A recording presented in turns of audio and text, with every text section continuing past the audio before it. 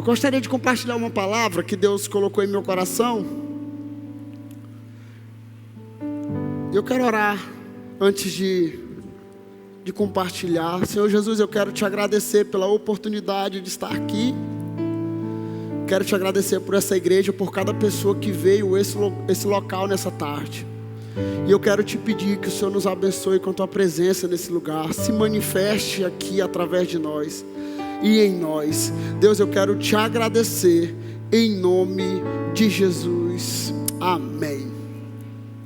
Estava lendo um livro e nesse livro eu vi uma pesquisa. Ele é um livro de uma igreja, de líderes de evangelismo na juventude. E eu estava lendo e algo me chamou a atenção. Uma pesquisa de 2008. Eles fizeram uma pesquisa do Brasil, da sociedade, da juventude do Brasil. E eles entraram num consenso que 3 coisas que a nossa nação e a nossa geração viveria hoje nesse tempo. A primeira coisa é que nós seríamos a geração do consumo. A segunda é que nós seríamos a geração da indiferença. E nós seríamos uma geração que está em busca de um propósito para viver. Então, quando eu recebi o convite, meu nome estava no calendário para pregar entre os pastores esses dias que o pastor Donato está esperando o primeiro neto. Eu até falei, não, pode colocar outro pastor, porque eu já preguei na Ágape e tal, e eu já prego quase todo sábado. Aí o pastor, não, vai ser você, depois os outros pregam. Então Deus me deu uma palavra e eu gostaria de compartilhar nessa tarde com vocês. Eu quero contar hoje um pouco da história de José. E o tema dessa mensagem, se você quiser anotar, escrever aí para aplicação na célula, nas reuniões durante a semana, é o coração de José, chamado, processo e estabelecimento. Um dia eu acordei, pastora Helene, e vi uma frase. E nessa frase dizia assim: não se preocupe, tudo pode mudar na sua vida, da noite para o dia. José acordou escravo e dormiu escravo e acordou governador.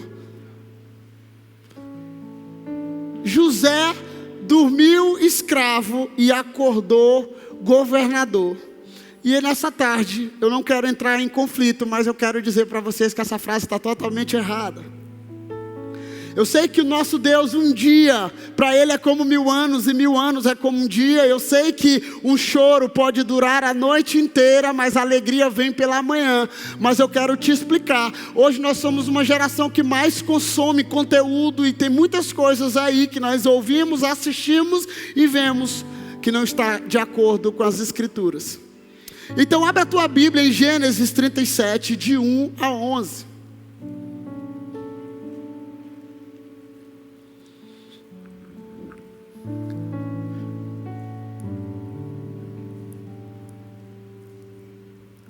A palavra do Senhor diz assim: Jacó habitou na terra de Canaã, onde seu pai tinha vivido como estrangeiro. Esta é a história da família de Jacó. Quando José tinha 17 anos, diga 17 anos. Diga 17 anos.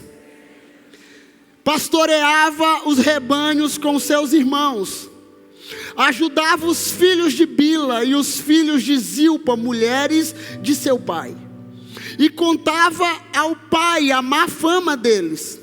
Ora, Israel gostava mais de José do que qualquer outro filho, porque lhe havia nascido em sua velhice.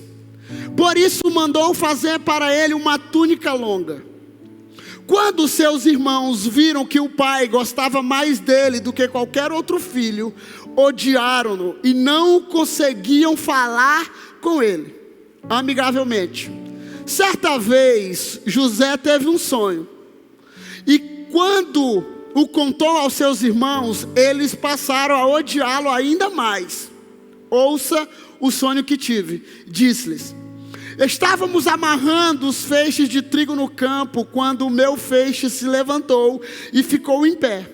E os seus feixes se ajuntaram ao redor do meu e se curvaram diante dele. Seus irmãos lhe disseram: então você vai reinar sobre nós? Quer dizer que você vai nos governar?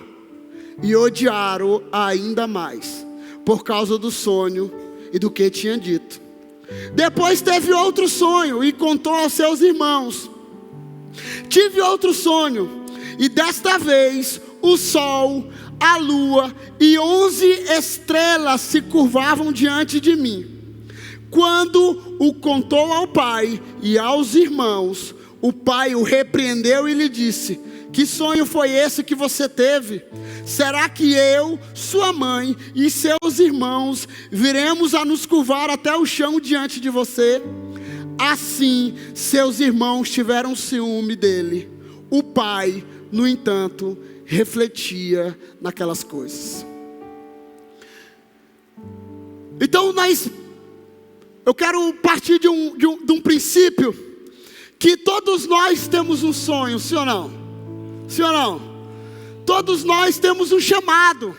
Independente se você tem um dia, ou um ano, ou 10 anos aqui nessa igreja, ou já vem de outro ministério, você tem um chamado. Deus te chamou. Alguns aqui, Deus tirou do lamaçal do pecado. Outros tirou de uma vida de prostituição. Outros Deus tirou de uma vida de sofrimento e colocou um chamado dentro deles. E eu quero dizer uma coisa: quem é responsável por sonho, irmão? Quem é? Me diz. Deus apenas. Porque quem já sonhou caindo de um avião aqui? Alguém? Alguém já sonhou perdendo os dentes? Ô, coisa ruim, irmão.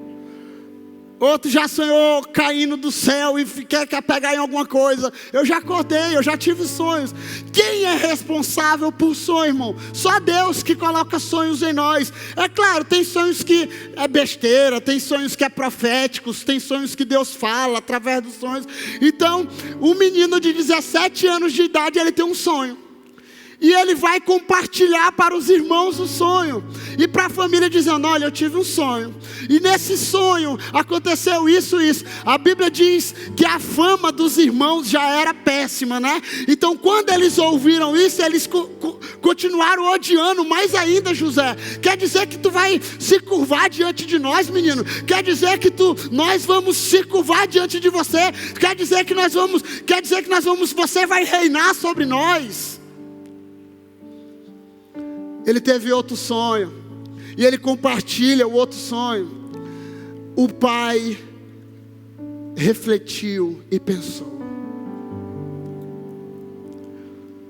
Então nessa tarde, eu quero explicar para vocês que todos nós temos um chamado.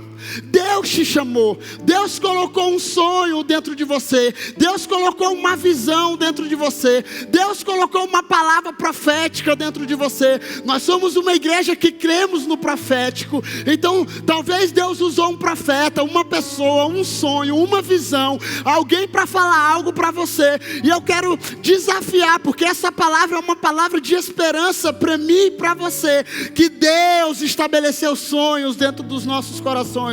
Só que existe uma palavra, existe algo em nossos corações que nós não gostamos de ouvir, que se chama processo. Diga para a pessoa que está do teu lado: processo. E eu vi uma frase aí um dia desse, que eu gostei dessa frase, que ela disse assim, essa frase: só vive o propósito, ou só vive a promessa quem suporta o processo.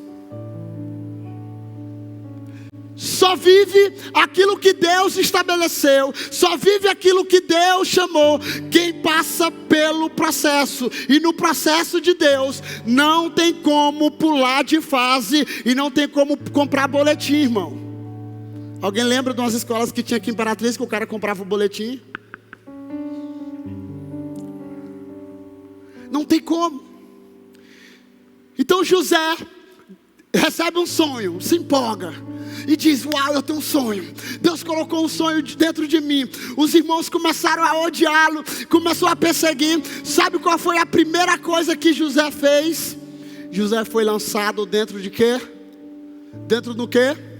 De um poço. Foi lançado dentro de um poço. Depois de um poço, os irmãos pegaram o José, venderam José. Então, nessa tarde, Deus e o nosso Deus, irmãos, o nosso Deus é especialista. E o nosso Deus, o desejo do nosso Deus é nos fazer prosperar, meu irmão. O desejo do nosso Deus é nos fazer prosperar. E a Bíblia diz isso, Jeremias 29:11. É um dos textos que eu amo. Porque eu sou o Senhor. Eu tenho os planos que tenho para vocês, diz o Senhor. Planos de fazê-lo prosperar e de não causar dano. Plano de dar a vocês esperança e um futuro. Então o maior interessado em me abençoar é Deus. Diga, o maior interessado em me abençoar é Deus. Só que nós temos uma geração, e eu pastoreio uma juventude, eu pastoreio uma galerinha aí, que a nossa geração, ela não foi acostumada ao sofrimento.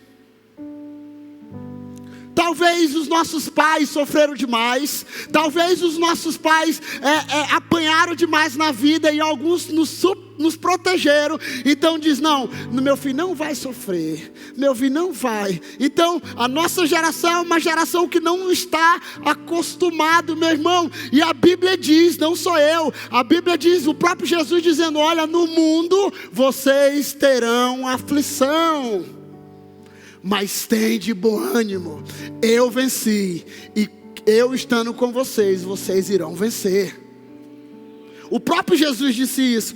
Então, nós precisamos entender as estações. O nosso problema maior é que muitas vezes nós não entendemos as estações que nós estamos.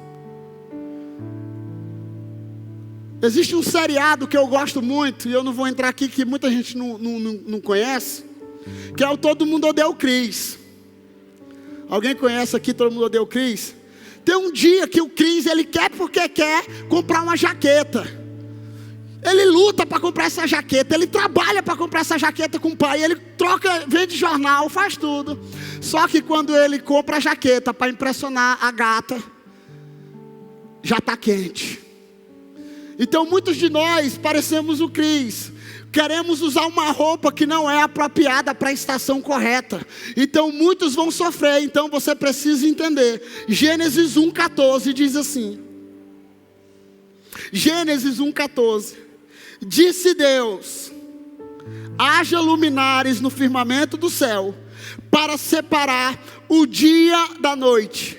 Sirvam eles de sinais para marcar estações, dias e anos. Daniel 20, esse texto eu amo. 21, 22. Daniel 2, 21, 22. Diz: ele muda as épocas e as estações. Destrona reis e o estabelece. Dá sabedoria aos sábios e conhecimento aos que sabem discernir. Revela as coisas profundas e ocultas. Conhece o que jaz nas trevas, e a luz habita com ele. Então o nosso Deus criou as estações. O nosso Deus criou as estações. E nós, como filhos, precisamos entender em qual estação eu estou no processo de Deus.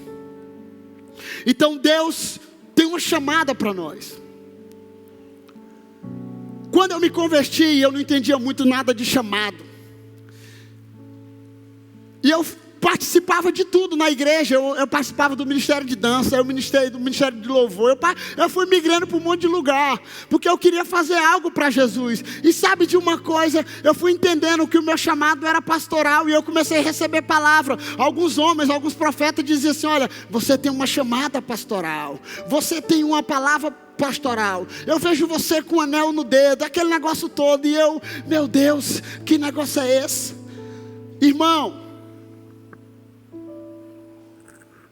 quando eu me converti, minha vida estava só o bagaço. Não tinha nem como chutar o balde, porque nem balde tinha. Então quando eu me converti, sabe, eu estava mesmo assim, a minha vida estava só o xerém. Eu tinha parado de estudar, aquela confusão toda, e eu não vou entrar aqui. E Deus começou a restaurar a minha vida. E eu falei, não, agora eu vou ser pastor, agora eu quero ser pastor, né? Terminou o 3º ano, não quero mais saber de nada na vida não, né? Só missões e tal. E aí eu comecei a entrar na vida adulta, né? Que vocês sabem como é que é a vida adulta. Eu fui trabalhar numa empresa chamada Losango aqui na cidade. Quem vende empréstimo já é difícil vender para Losango. Irmãos, e eu lembro, eu já estava com desejo, já estava na igreja Nova Aliança, tinha saído de outro ministério, e eu comecei a sofrer, sabe? Eu olhava para os céus e dizendo assim, Senhor, Pai, o Senhor disse que ia me chamar para o pastoreio, eu estou aqui já há anos aqui sofrendo, e aí, Senhor, os profetas me via gravando CD na época, eu acho que era hoje é painel aí, alguma coisa, porque cantava ou não cantava. E sabe de uma coisa? Um dia eu saí desse emprego, um amigo meu chega para mim e diz, tem um emprego ali para ti. Lá não precisa fazer nada. Você vai lá, eu já fiz o meio de campo, tu só vai levar o currículo. Irmão, imagina, Deus estava começando a restaurar a minha vida. Imagine o meu currículo no Word, branco, não tinha nada. Você está rindo porque não era você. Então eu fui nessa mulher, numa empresa da cidade. E eu levei esse documento para essa mulher. Ela olhou assim para o meu currículo, né? Não tinha nada, irmão. Aí ela diz assim, você acha que com um currículo desse, você vai trabalhar na minha empresa? E eu falei assim, meu Deus, precisa de um currículo aqui, precisa pós-doutorado para tirar xerox e ir no banco, ser office boy. Irmão, aquele dia foi um dos piores dias da minha vida. Eu saí chorando para casa, pensando num caminho longo. Irmãos, eu poderia ter escrito aquela música, aquele dia, ó. Porque eu falei assim, por que Deus não me deu essa música? Deu para Damares, quem te viu passar na prova e não te ajudou. Vai ser na bênção e vai se arrepender. Era para mim gravar essa música, pastora Lene. Mas sabe de uma coisa, naquele dia eu fui orando ao Senhor, sabe, e abençoando, eu abençoo aquela mulher, eu abençoo aquela mulher, eu abençoo aquela mulher. Eu fui para o meu quarto, sabe, na minha casa que eu morava com minha mãe na época, quando eu me converti, dizia assim, vai no teu quarto, fecha a porta do teu quarto que o Pai vai se revelar a você. Só que lá em casa não tinha porta, irmão, tinha só uma cortina. E eu me ajoelhei na cama. E eu comecei a orar e abençoar aquela mulher. Resumindo a história, um dia nós vamos inaugurar a igreja Nova Aliança em Porto Franco. E eles levam uma carreta pau, com um negócio, estrutura do tamanho do mundo. E chega lá, não consegue ligar nada. O pastor Leonardo chega para mim e diz, meu filho, você tem uma palavra? Eu falei, tenho. E ele disse assim, tu é o que tem a voz mais alta aqui.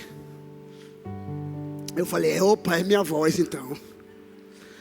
E eu comecei a pregar sobre a cruz de Cristo, que a cruz de Cristo para aqueles que perecem é loucura, mas para nós é poder de Deus. Aí Deus fala comigo assim, abre os olhos, e eu estou amarrado em nome de Jesus. Aí ele abre os olhos, aí eu estou amarrado em nome de Jesus. Aqui é bom demais, pentecostal, fecha o olho, solta a metralhadora de Jeová e vai embora. Jesus abre os olhos. Irmãos, quando eu abri meus olhos, aquela mulher estava no canto assim, mas a filha se acabando de chorar. E aí Jesus começou a falar para mim, eu te chamei para isso. Hoje eu estou confirmando o teu chamado pastoreio.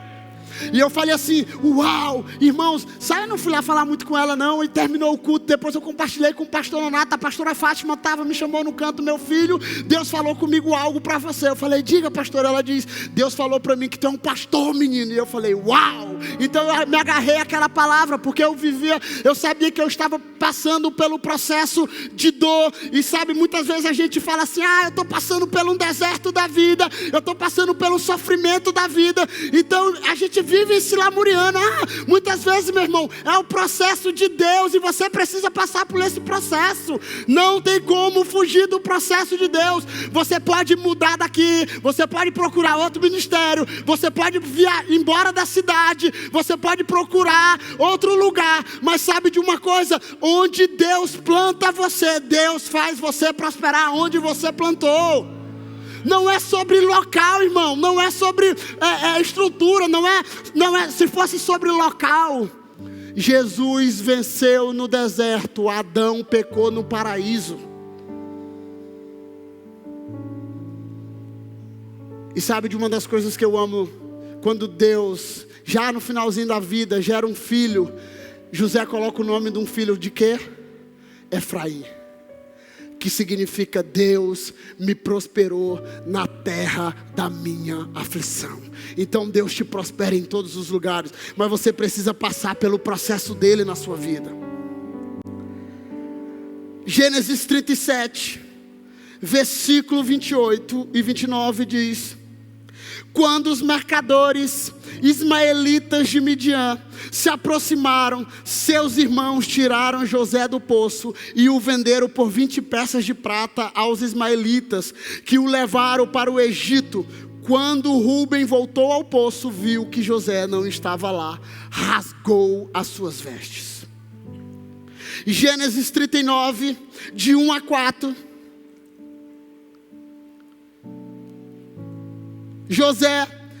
Gênesis 39, de 1 a 4, diz: José havia sido levado para o Egito, onde o egípcio Potifar, oficial do faraó e capitão da guarda, comprou dos ismaelitas o que tinha levado para lá. O Senhor estava com José. Diga: o Senhor estava com José, de modo que este prosperou e passou a morar na casa do seu egípcio. Quando este percebeu que o Senhor estava com ele e o que fazia prosperar em tudo o que realizava, agradou-se de José e tornou-o administrador de seus bens. Potifar deixou ao seu cuidado a sua casa e lhe confiou tudo e que possuía. Então José recebe o chamado, tal, e ele achava assim: eu recebi um chamado, agora eu vou para as nações, eu vou para o mundo. Aí Deus fala para ele assim: não, menino, tu vai para o poço. Aí ele: não, poço não. Ele falou: tu vai para o poço, tu precisa passar pelo poço. José vai no poço, a Bíblia diz que o Senhor estava com ele. Ele chega na casa de quem? De Potifar. Ele chega na casa de Potifar, sabe? O cara diz: olha, achei graça em você, Deus está com você, vou dar tudo para você. Você vai se tornar o terceiro homem mais importante. Você tem as ordens, você vai administrar isso aqui. Depois disso, a mulher de Potifar gosta de José, irmão. Só que José faz o que, irmão? José foge.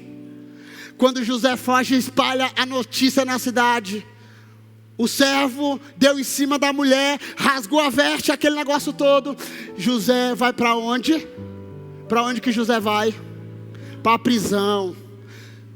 Chega na prisão, meu irmão, venha quem aqui recebe um chamado de Deus. Deus fala para você que você vai para as nações, que você vai ser um pastor, que você vai ser um líder. Mas peraí, primeiro tu vai passar pelo poço, depois tu vai passar pelo sofrimento, depois tu vai passar pela humilhação, depois tu vai ser perseguido, depois tu vai ser rejeitado, depois, irmão, o cara ia dizer: Deus, eu quero a distância desse chamado aí. Sim ou não, irmão? Sim ou não? Mas o nosso Deus conhece o fim antes do começo. Então José olha e diz: uau, eu estou aqui. José recebe graça, tudo que ele fazia. Então agora José está preso. Eu estou resumindo a história para você. José está preso. Ele começa a revelar o sonho dos caras dentro da prisão. Aí ele diz assim: Faraó tem um sonho, se angustia, tem um sonho, fala: eu preciso de alguém. Chama os profetas, chama os médios, chama alguém. Não tem ninguém que pode revelar esses sonhos. Tem um menino que está na prisão.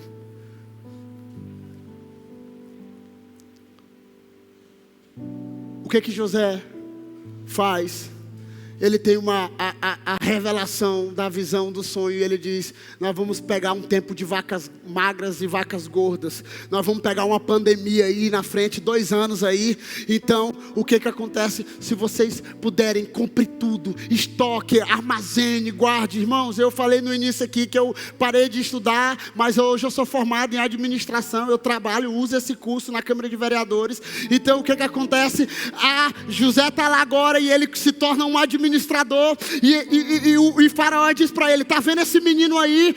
Esse menino vai se tornar, ele agora a partir de hoje é o 2º homem mais importante do escalão aqui do Egito. Tudo que ele fizer, deixe com ele. Tudo que ele decidir, faça o que ele decidir. José fala: pô, vamos trabalhar, meu povo. Estoca, compra, armazena, porque nós vamos ter 7 anos de fartura, mas virá 7 anos de seca. Então vamos planejar, vamos organizar, vamos colocar dinheiro na conta, vamos construir kitnet, vamos fazer algo, porque nós vamos enfrentar um tempo de seca na nossa nação. José fez o que o Senhor, e sabe, no final começa a chegar uma das histórias mais lindas que nem a Record conseguiu fazer.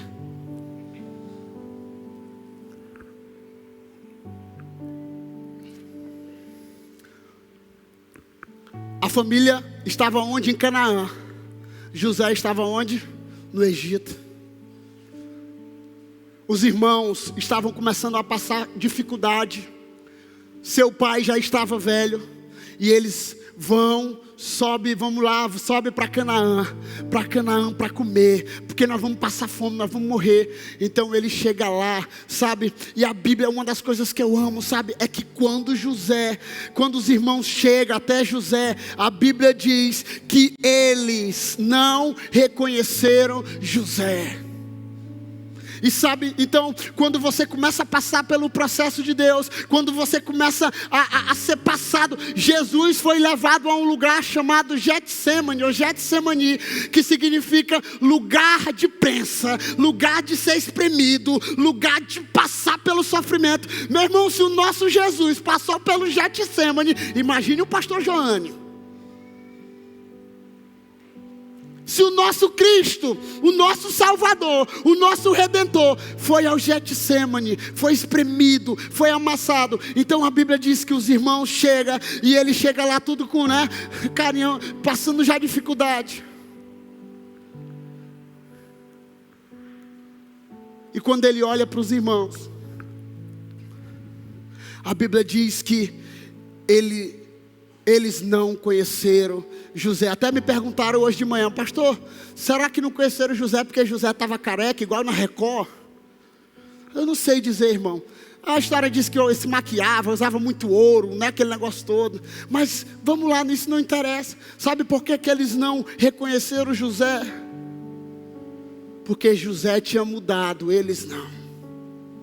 Eles estavam com apenas feridas do passado. Eles estavam com angústia. Eles estavam, sabe, porque o pai já estava morrendo e ele não conseguia mais lembrar do seu filho. Ele achava que seu filho tinha morrido já.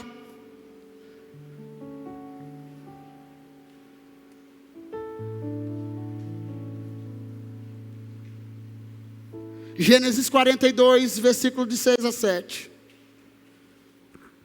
José era governador do Egito, e era ele que vendia trigo a todo o povo da terra. Por isso, quando os irmãos de José chegaram, curvaram-se diante dele, com o rosto em terra.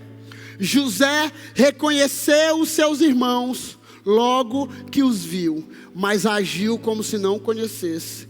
E lhes falou asperamente: de onde vocês vêm? Responderam eles: da terra de Canaã, para comprar comida. Então José chega. Irmão, vamos ser honestos. Quantos de nós, fosse nós na pele de José? Menino, chegou a hora da vingança. Chegou a hora agora que eu vou mostrar para eles quem eu sou. Eu estava lá na pobreza, agora eu estou rico. Eu vou mostrar para ele quem eu sou de verdade. Ele tentou ali fazer ainda uma ficção para botar na novela, para ficar bonito, né?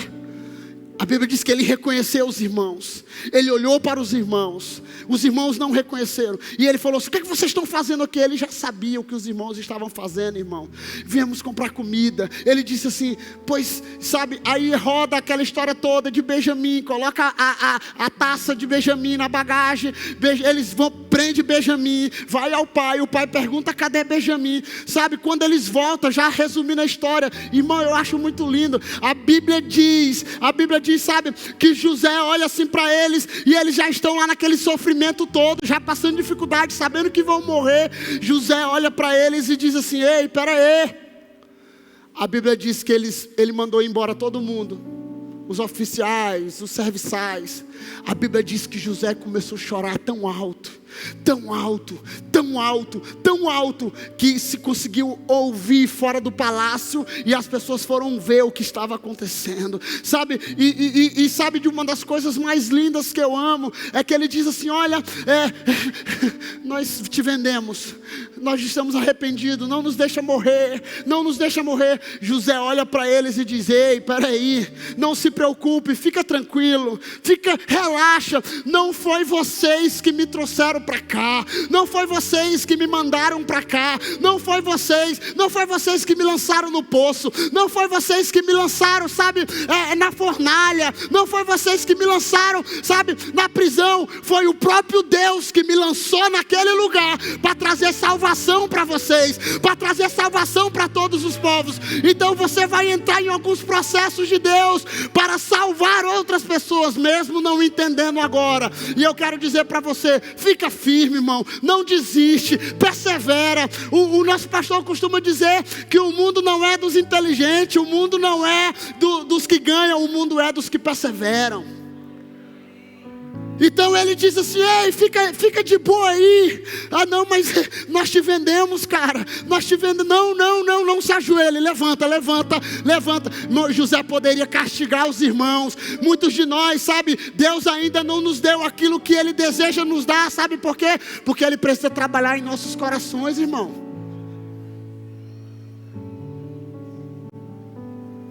Deixa eu pegar aquele dinheiro lá, que eu vou comprar aquele carrão.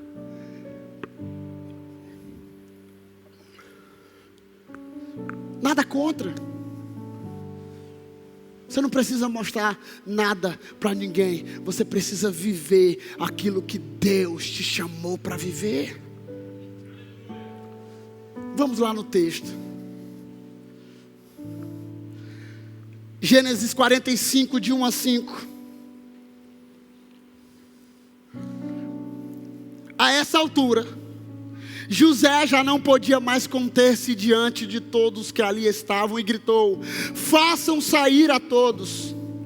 Assim, ninguém mais estava presente quando José se revelou aos seus irmãos. E ele se pôs a chorar tão alto que os egípcios ouviram, e a notícia chegou ao palácio do faraó. Então disse José aos seus irmãos: eu, José, meu pai ainda está vivo? Mas seus irmãos ficaram tão pasmados diante dele que não conseguiam responder. Chegue mais perto, disse José aos seus irmãos. Quando eles se aproximaram, disse: eu sou José, seu irmão, aquele que vocês venderam ao Egito. Agora não se aflijam, nem se recriminem por terem me vendido para cá, pois foi para salvar a vida que Deus me enviou adiante de vocês. Gênesis 45, versículos 7 e 8. Mas Deus me enviou à frente de vocês para lhes perseverar um remanescente nesta terra e para salvar-lhes a vida com um grande livramento. Assim, não foram vocês que me mandaram para cá, mas sim o próprio Deus. Ele me tornou ministro do faraó e me fez administrador de todo o palácio e governador do Egito. Você conseguiu compreender, irmão, que José poderia ter 1000 motivos para dizer assim: vocês acabaram comigo, vocês acabaram com minha vida, eu projetei toda a minha vida, eu tive uma visão lá. Irmãos, e uma coisa que eu quero encerrar aqui,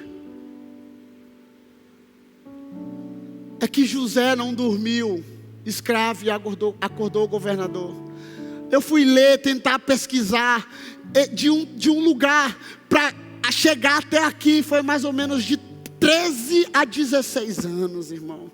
Então, Deus, se Ele te chamou, se Deus liberou uma palavra sobre você, se Deus derramou algo sobre a sua vida, uma porção para liberar sobre outros, ei, não desiste do processo de Deus na sua vida. Continue firme. Se Deus te deu uma palavra para o teu esposo, há alguém que você ora aqui por cura, por milagre, por salvação, não desanima. Continue perseverando. Continue se fortalecendo no Senhor, continue buscando no Senhor. Sabe por quê? Porque o nosso Deus é fiel. Nosso Deus é fiel. O nosso Deus, Ele não mente. O nosso Deus não é como os homens. O nosso Deus permanece fiel, e é uma das características dele, é que Ele é um Deus fiel. Aquilo que Ele prometeu, Ele cumpre. Existe uma frase da música que o nosso pastor gosta, né? Nós gostamos. Ela foi um marco no início da nova aliança, que é Deus de aliança, Deus de promessa, tal. Ele diz assim que toda promessa passa pelo teste do tempo. Então Deus está calibrando você para viver, sabe? Deus chamou José, Deus colocou um processo na vida de José, e Deus estabeleceu ele um dos homens mais importantes da história. Sabe por quê? Porque aquele que chama capacita, aquele que chama distribui dons, aquele que chama, ele faz você perseverar, aquele que chama continua firme no chamado. Então nessa tarde você veio aqui, e essa palavra não é para você sair daqui, eu não quero fazer isso com você. Eu quero que você saia daqui com uma convicção, que mesmo em meio ao sofrimento, que mesmo em meio à luta, que mesmo em meio ao deserto que você se encontra, Deus faz jorrar água para você beber. Pastor, o senhor não conhece a minha história. Pastor, irmão, aquele que tem os teus dias contados conhece. Ele conhece. Ele sabe do sofrimento, Ele sabe da sua luta. Mas eu quero continuar batendo aqui nessa tecla. Não desanima. Talvez existe uma crise, talvez a vida financeira, talvez algo está querendo roubar a sua paz. Continua firme. Continua alegre, continue, sabe, porque o Senhor é a nossa torre forte, o Senhor é a nossa esperança, o Senhor é o nosso escudo, o Senhor é a nossa fortaleza. Fique em pé.